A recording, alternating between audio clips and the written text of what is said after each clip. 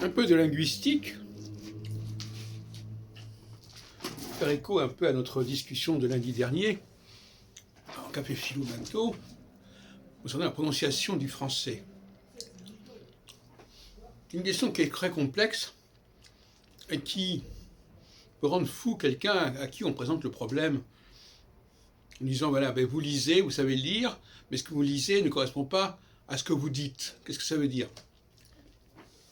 Je vais prendre un exemple intéressant, c'est le mot fini, le participe fini, le participe passé fini.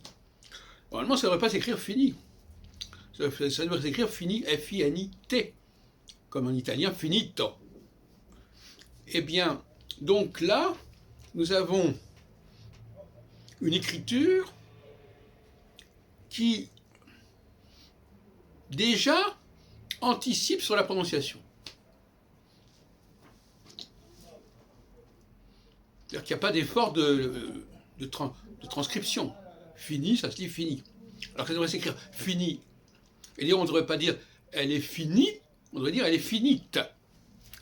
La comédie est finite.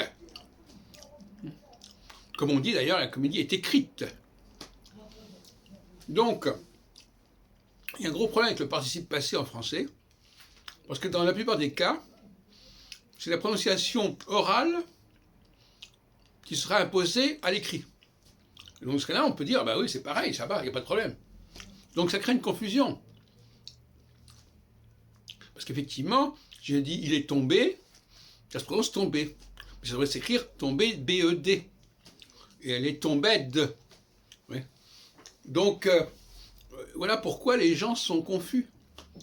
Parce que si l'écrit restait complètement l'écrit et exigeait un décodage particulier, notamment à propos du traitement des consonnes finales, il n'y a pas de problème.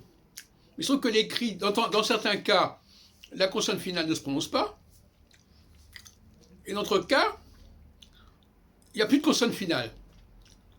Donc on ne peut pas la prononcer. Donc, c'est déjà une situation complètement bâtarde. Bon, je change de sujet, et je reviens sur l'expression « tout de même ».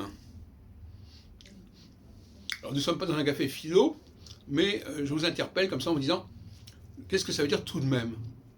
D'où ça sort? Quel est le mot qui est sous-entendu dans « tout de même »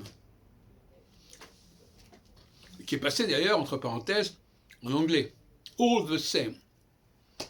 Mais qu'est-ce que ça veut dire exactement?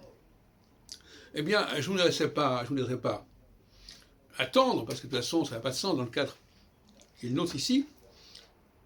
C'est tout étant de même. Et en latin, on dit rebus sixtantibus.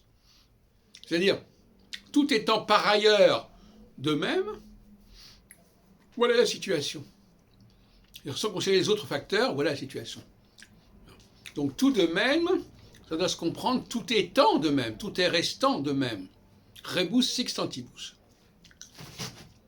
Voilà, donc ça, ce sont deux aspects des questions linguistiques, à savoir que dans bien des cas, normalement, l'anglais fait un calque, en disant all the same, il fait un calque sur le français tout de même. De même, quand il dit always, il fait un calque sur le français toujours. En déformant ways en days.